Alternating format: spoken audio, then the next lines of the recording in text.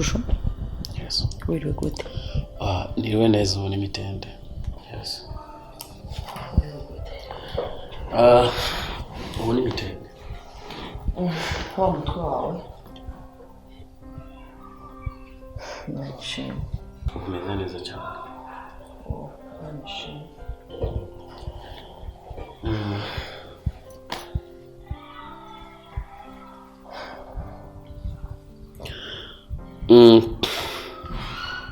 Nigiye kinini cyane. Nashobora kukubwira ngo umbwire uwo ndiwe. By the way, nagomba kumenyesha yuko nimenye uwo ndiwe. Yeah. Nimenye uwo ndiwe. Ntabwo nitwa Sami, ahubwo nitwa Celestin. Kandi mvuka mu Itenga. Ndafise mama. Papa nawe yapfuye mfise imyaka 20.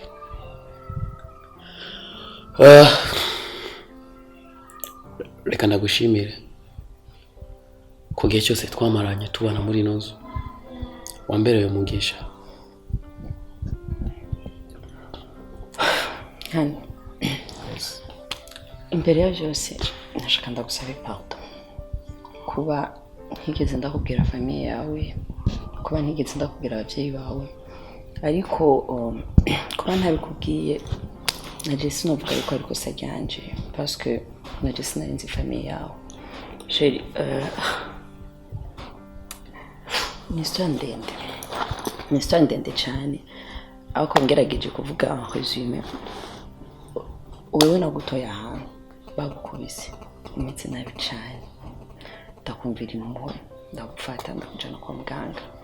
Maze kujana kwa muganga ndakuvuza urakira bien. Ako rero muganga aca tubwira yuko wagize ikibazo cyo kwibagira. Muganga yatubwiye ko atakintu kimwe kibaho wibuka. Ndakwegera ndakubaza famille yawe urambwira yuko atafamille ufise. Genre nakintu kimwe wari wibuka. Meme n'izina ry'iwawe narakubajije witwa gute urambwira ngo iby'amazina nzi ivyo yivyo. Niko jewe bwanje nije nakwise izina rya Sami. Naho naca ndagupangira izina rya Sami kubera ko n'izina ryawe ntarugibuka. So sinashatse kwinjira muri birebire ngo ndondere famille yawe kuko deja sinarinzi uvuka hehe, sinarinzi muri make aho no yironderera. Ariko ntaco bitwaye ko wamenye famille yawe. Ni byiza cyane, ni inkuru nziza.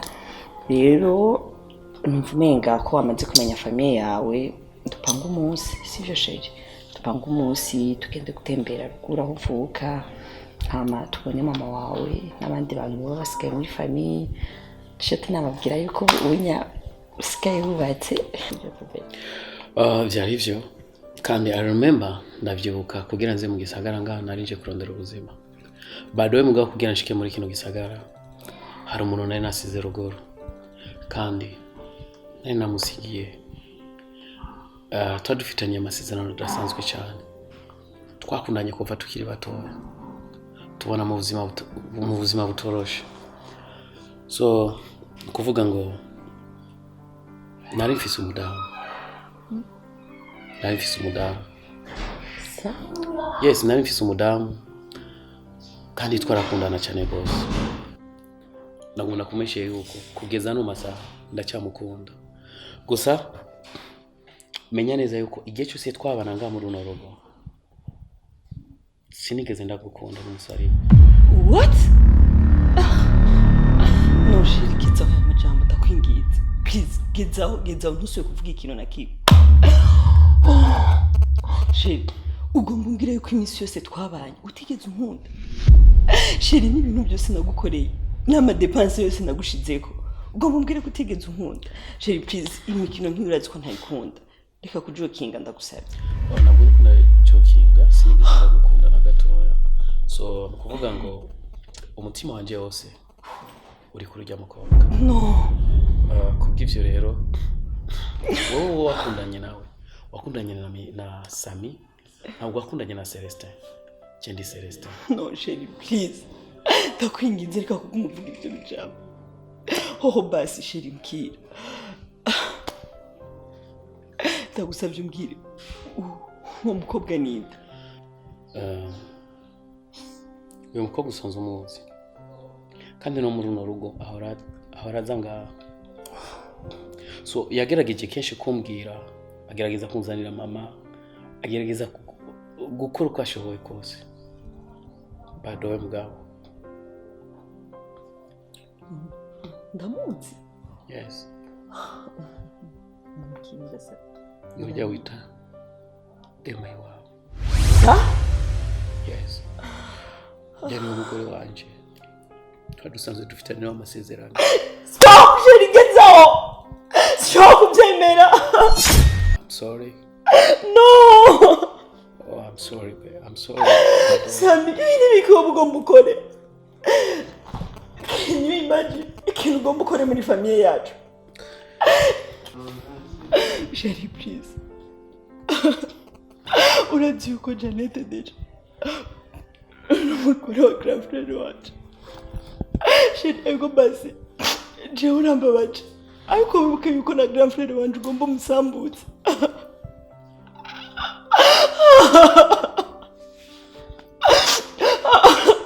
Sami, ubada kubwira.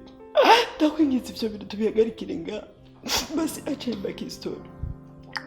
Deja Janete afite urugo rwiwe nawe ufite urugo rwawe. Tuvyibagize basi twigira nkuko bitigeze biba. Ndakwingize please. I'm sorry. Please, ndagusabye. I'm sorry ivyo kuntu. Jana Janete dufitanye amasezerano menshi. Cyane gose. Samurazi ko ndagukunda. Wibuka umwanya waneshereje. Wibuka abahungu bose bandondeye ugira ngo tubane. Ndabagira. Ndababwira ko nzi umugabo wanje nkunda. Ndababwira ko nzi urugo rwanje. Siba ushobora kunkorera ibintu nk'ibyo. Ukwinginze please. I'm sorry. No, please. Please.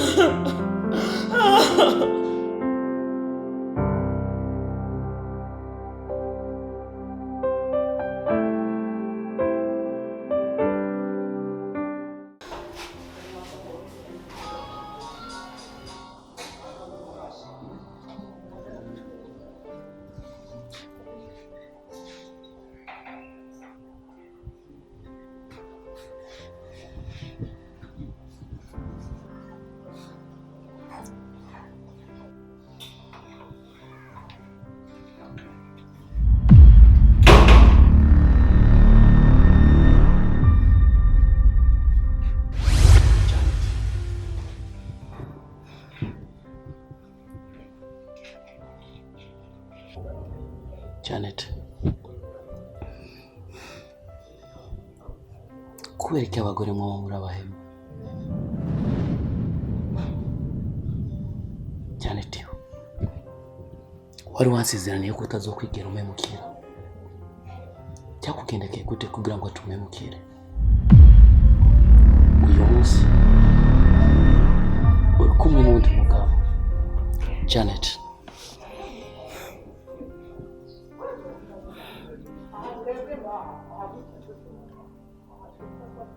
Kubereka wamemukiye. Uribagiye amajambo wambwira yuko atawundi mugabo zo kwigera ujyako. Ati nubwo uzoramuka ufakaye, uzorinda ufa utagiye kundi umugabo. Uno munsi uranezero na runo rugo. Nta n'imyaka 3 irahera. Mama wereka dufatiye ko wari uzi yuko nafuye. Mugabo nta n'imyaka 3 irahera. Janet. Kuberiki? Kuberiki utarinze isezerano ryawe wansezerano? Mbwira basi. Uracankunda? Ntabwo ndi Sami. ndi Celestin. Wow. Ntacyo wirengagiza uko uramamagara Sami. Urazi neza yuko iryo rya Sami sinzi naho ryavuye. Mana urabikoze. Celestin. Wakweli. Nugaruye ubwenge. Celestin. Janet. Ndekura. Uno musi ugomba unyereke urkuranyereka yuko warunkumbuye cyane. Ivyo ni bishorisho, Ni giki kintu wakoze kugira ngo ati ngarure ubwenge bwanje. Mu gihe wabona neza yuko atabwenge ngifise kandi. Ni giki wakoze? Ni giki wakoze? Mama we mugabo wari gukora iki? Wamaze gushika mu nzu nziza, uba mu nzu nziza, kile kintu cyose urashaka. Ubu ni bwa buzima bwiza washaka mu buzima bwawe. Waraburonse. Celestin. Byukuri ndagutahura. Byose ntabwo ari amakosa yiwawe. Ndazi neza ko uwo wari uratari wuri no munsi. Naco ntakoze kugira ngo wibuke. Narakuye mama wawe ruguru ndamuzana nga kugira ndabe ko ubwenge bwawe bwogaruka ariko biranga. Nagukuye nga ndakuduga na ruguru. Kugira ndakwibutsa ibihe byose twaba twaraciye. Ndakwibutse naho twabaye ariko biranga. Nakujyanye mu baganga bose batandukanye. Biranga. Nta kintu na kimwe ntakoze kugira ndabe ko no kugarura mu rukundo kwanje. Ndakugarurira ubwenge bwawe bwibutsa ariko biranga. Byukuri ntacyo ntakoze. Cyo si ko warabikoze. Byukuri ntacyo ntakoze. Mama wanje yarabuzanye. Naramuzanye. Nagukoreye buri kimwe kugira ndabe ko kwibuka ariko byarazi.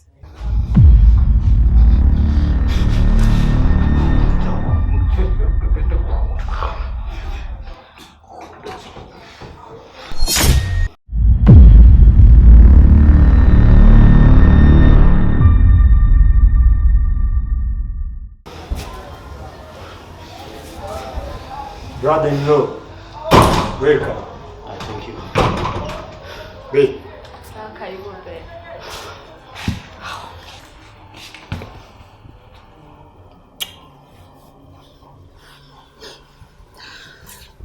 Utamuzimanye bovu.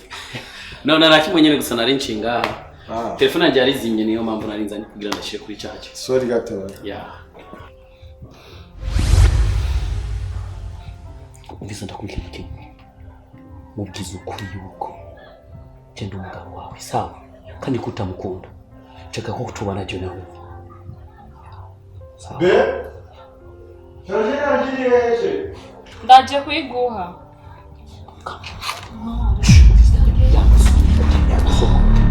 Yo mimi nawe yasoma.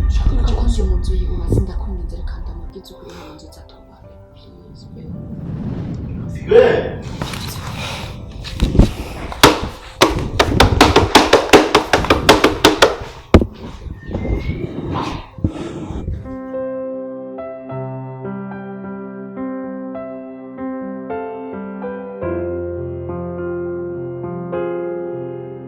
Ndakubaze inshuti kwejo wandungikiye utuyo umengura babaye cyane mfise agahinda kenshi ni iki cyagushikiye habaye iki ndashaka kubimbwira muge bimbwire n'ukuri ko numvise umbengo yo birambabaje ukuntu kandi ntarumva icyari cyo bivuga muri audio ashaka kumbwira ico wabaye Fabiola kuje ko umutima wanje urababaye cyane Fabiola ndarushe ku bintu byambaye simbona aho notangurira simbona naho nohereza Fabiola urazi yuko jewe naririnze gusubira kandi gukundana n'umuntu n'umwe ndabiheba ndavuga yuko ibyo gukundana ndabivuye mu Burundi bivanye n'amadeception agenda ahura nayo mu rukundo ariko sinzi ukuntu byaje nisanga mu rukundo guhasana Fabiola none no musi ibintu sama nkoreye Samiye nenzi Samiye Fabiola Samiye aramvanze kandi kibabaje iyo atuma bikora n'undi muntu bazi yamvanze n'umugore wa grand frère wanje afurera aho babereye abana babi batangura gufonda ibintu bakreya ngo barigeze kubana kera ngo nk'umugore n'umugabo ngo bakiri ruguru imyaka yose igihe cyose twari tubanye na Sami ubu niho hari hageze yuko bavuga yuko babanye kubera iki batigeze batubwira kuva mbere. Fabiola bersero wanje ndamwanka, bersero wanje ndamwanka n'umutima wanje wose kandi narabibona. Yaguma azayishira ku mugabo wanje ambwira ye mama ngo ndabaha permission ngo amuherekeze ruguru, kumbe ibyo byose ko ari kugira mwiyegereze kugira zontwara umugabo.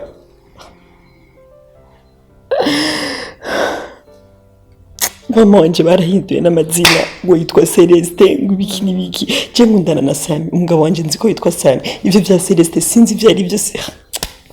Pole sana ku vyagushikiye nshuti, none ivyo byose numva vyagushikiye uba warabibwiye musaza wawe ko Demayi yoba agendana na Sami?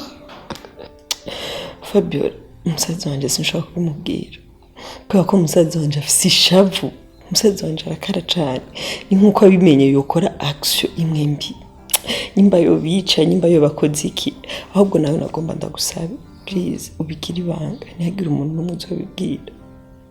Ego ndavyumvise nshuti, nzobigira ibanga sinshobora kubivuga. Hama nukuri kubana n'umugabo umuhemu ni kubera wowe ufite umutima wo kwihangana, ari jewe ntavyo noshobora, sinshobora kubishobora kuko biragoye cyane. Hama mpore sana uhumure uvyikuremo wumve ko ari bisanzwe naho bibabaje, eko hama ubuzima bubandanye. So, reka tugenda ariko sinibaza yuko rizaro kumanuka. Oya biraza kumanuka, biraza kugenda neza. Anyway, gendera kitakwihindura. Ndaje.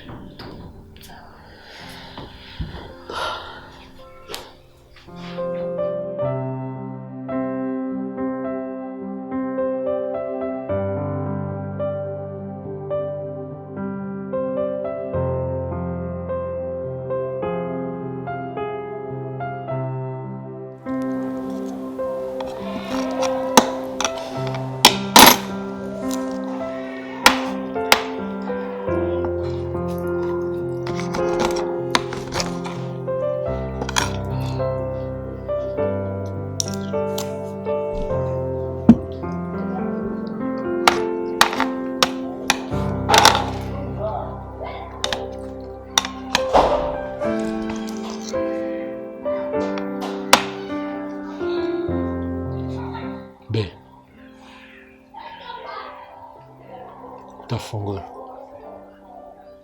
Oya, fungura nta kibazo. Kandi muri uyu minsi bimeze neza. Cyo ni mugasanga. Oya, ntabwo nigeze nsama. Hari ikibazo narakimwe. Manza ufungure hama waje gufungura ndakubwira ikintu ushaka tuyaga. Nafise ikibazo. Hari ikintu ushaka tuganira ariko banze baze gufungura. Okay. Tushobora kuvugana kubera simbona ko hari akamaro ko gufungura. Ufise ikibazo. Hama. Hari ikintu naguhishije mu buzima misi yose tubanye. Burya imbere yuko je nza kubana nawe narigeze kubana n'umugabo. None kubera iki kino gihe cyose tumaranye utigeze ubimbwira ukaba uhisemo kubimbwira uno munsi? Impamvu atabwo nigeze nimvira kubikubwira nuko niyumvira ko yapfuye. Ariko igitumye ndabikubwira uno munsi nuko nasanze akiri muzima atarapfa. Nicyo byo bivuze iki? Impamvu ndabikubwiye byananiye kubyigomizamo. Ndabikubwiye kubera ko umugabo wanje twavanye kure, twabanye muri byinshi, n'impamvu zatumye agira ikibazo akaza mu gisagara nije nabimuteye. Ndabikubwiye kubera ko nshaka kuguhishuka ko ntakigukunda. Igihe cyose twaba turi ku gitanda, aho kugira ngo mbone isura yawe nakubonamo isura y'umugabo wanje, bivuze ko nigeze ndagukunda n'umunsi n'umwe. Izi njya nateze uno munsi ni nazo njya za nyuma, ufunguye jewe ntetse bona amaze kumenya ko umugabo wanje akiri muzima nifuza gusubirana n'umugabo wanje kandi umbabarire kuko igihe cyose nabiguhishije nuko ntari bwigere menya ko n'umunsi n'umwe umugabo wanje yoba akiri muzima. Please ntumvuge uko, ntumbwire ko bino ari film uri kurambwira nturi kuranginisha. Please ndagusabye. Ntabwo ari filime nabonye, ndabikubwiye ko bivuye ku mutima. Kubera iki si imeze kuno? Kubera iki abantu munini ntashima? Uribagiyeho nagukuye, uribagiye niki ntakoze kubera wewe? Uyu mugabo uri kuravuga ninde? Ntumbwire ko ari kagatama kirigo ngawe uvuga ko ari papa wawe. Ujya niyo papa wanje wa vrai. Please udakinisha umutima wanje. Please udafata bino bihe byose umbwire ko utankunda. Umbwire yuko twajyamana utankunda. Ntunyinishe ndagusabye. Please ntunyinishe. Umugabo wanje nta kintu na kimwe afise, ariko umugabo wanje ndamukunda cyane. Ibyabaye byose nije natumye yabicyama. Ikindi naco umugabo wanje uramuzi. Umugabo wanje muramana. Mbabare cyane ntabwo nigeze ndagukunda. Stop! Jeannette, iki nakoze mu buzima bwawe? Niki wifuza bazi? Mbwira. Shaka kumenya uyo muntu yatwaye umutima wawe. Ninde?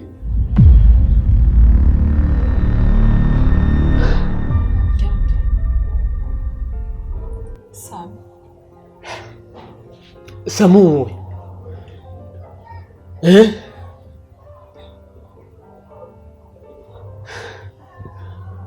Boyfriend wawe. Inde? Umugabo wa sister.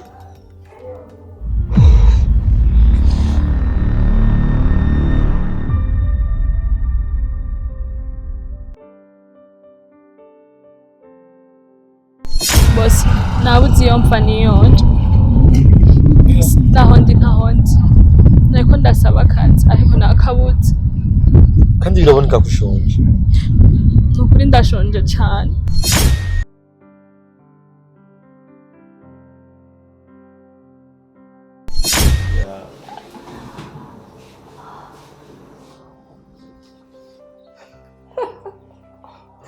Boss.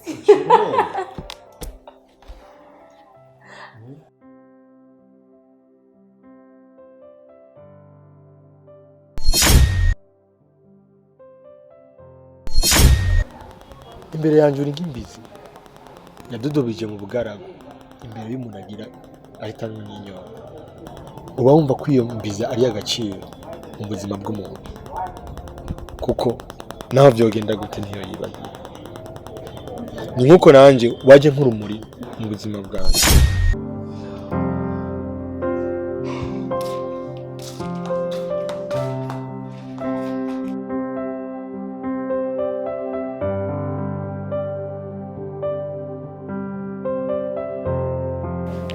Ndabikubwiye kubera ko umugabo wanje twavanye muri byinshi. N'impamvu zatumye agira ikibazo akaza mu gisagara nije nabimuteye. Ndabikubwiye kubera ko nshaka kwishura ko ntakigukwishyura. Igihe cyose twaba turi kugitanga aho kugira ngo mbone isura yawe nakubonamo isura y'umugabo wanje. Bivuze ko nigeze ndagukunda n'umusizi.